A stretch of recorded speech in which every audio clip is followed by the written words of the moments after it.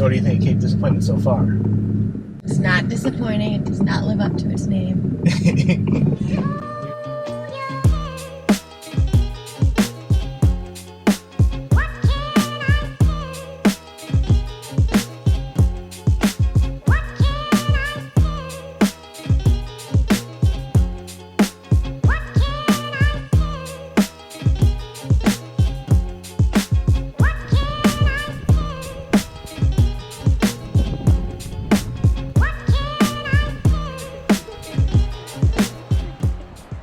Cape Disappointment is located at the far southwestern tip of Washington State and is a headland which jets out into the water, surrounded by the Pacific Ocean to the west, the Columbia River to the south, and Baker Bay to the east. The entire Cape itself is a state park in the Washington State Park system, with a handful of vacation and fishing towns directly to the north on both sides of the peninsula. One of the best features of the Cape's location is that it's an easy couple-hour drive from either Seattle to the north or Portland, Oregon from the south.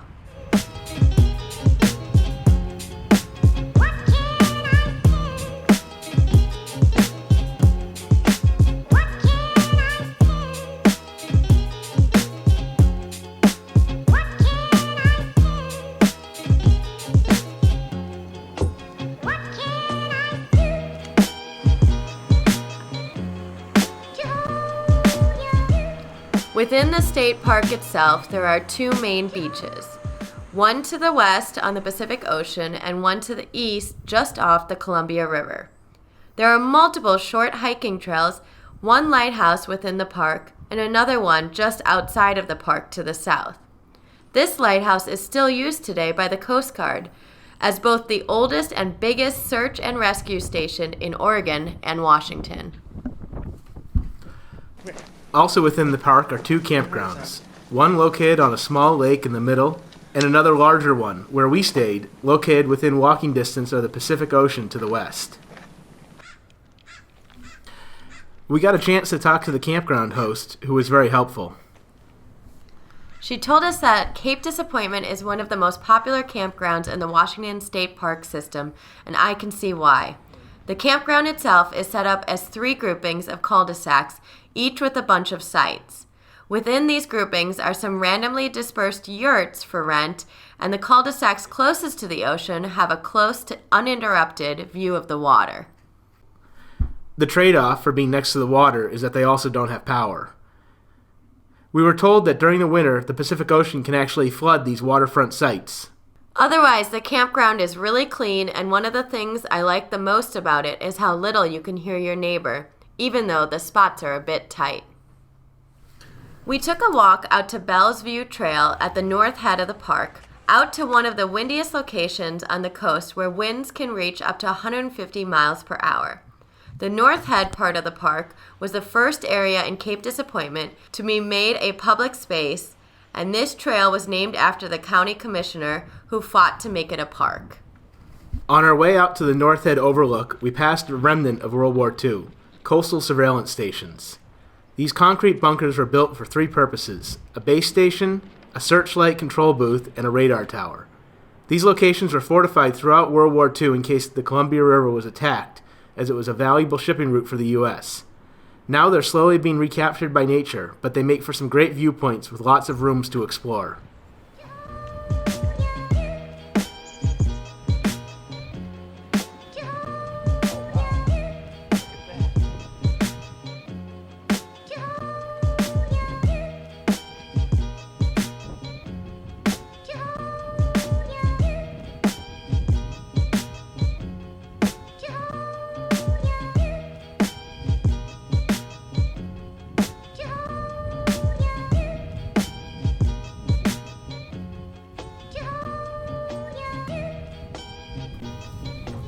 Taking the trail back and around to the west brought us out to the North Head Lighthouse, which was built in 1897 and is still active today. The lighthouse itself has been automated so the keeper's residence is actually available for rent nightly, although it's very pricey at over $400 a night during the peak season.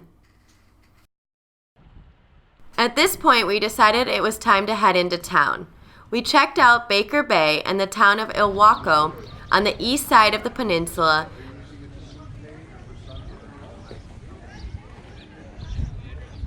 We found a nice farmer's market on the calm east side, and then a super windy beach near Ocean View and Seaside, where you're still allowed to drive your car on the beach all the way out to the water. Good, how are you?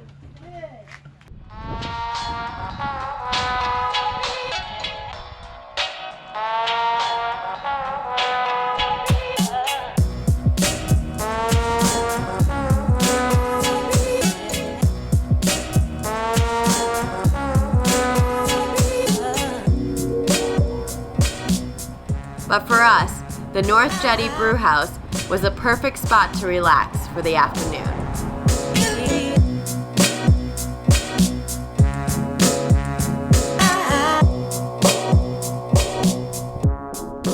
Keeping the discoveries going, as we were walking across the beach in the evening, we happened to stumble upon some people who were gold mining. I really had no clue that this was actually a thing, and these guys had quite the setup going.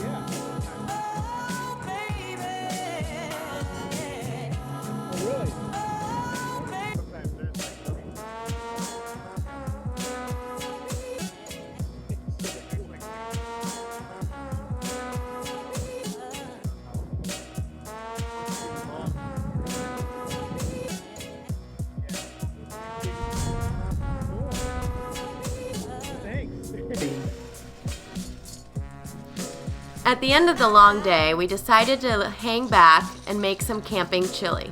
It's a quick and easy meal that we just warm up some elbow macaroni noodles, add the chili, and then serve it. Just add some cheese and Fritos and you have a great camping chili. So what did you do last night then? So it was a really clear night. So I went out after the fire and went out to the beach and took some night photography. And two really cool things happened. One is I saw an honest-to-goodness shooting star. And then as I was packing up and trying to find the campground, I saw what I think was a meteor come in, because that took up maybe 20% of the sky, like it's a distance. Wow. And turned bright orange, red, and then disappear. And that was really cool, too. Finally, wrapping up our trip, we headed out to the Lewis and Clark Discovery Center.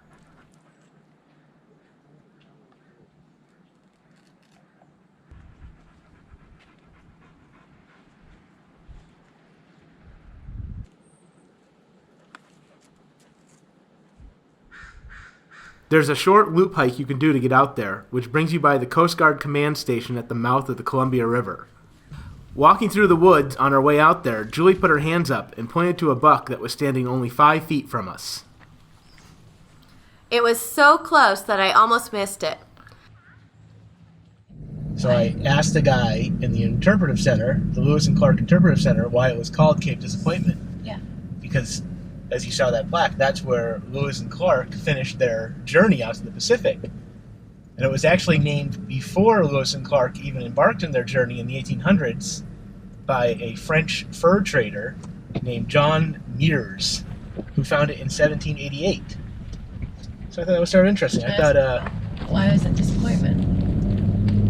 So it was named Cape Disappointment because they were looking for the Columbia River, the fur traders. They knew the Columbia River existed, Yeah. and they were looking for a way to get to it from the Pacific. And they found this inlet, but they lost a boat going over the sandbar, And they just figured that the sandbar was the inlet to a big bay. It wasn't actually the Columbia River, so they just kept going on. They thought they had it. They ended up finding it, but didn't know it. So they called it Cape Disappointment because they weren't really sure what they found. Yeah. Interesting. Interesting.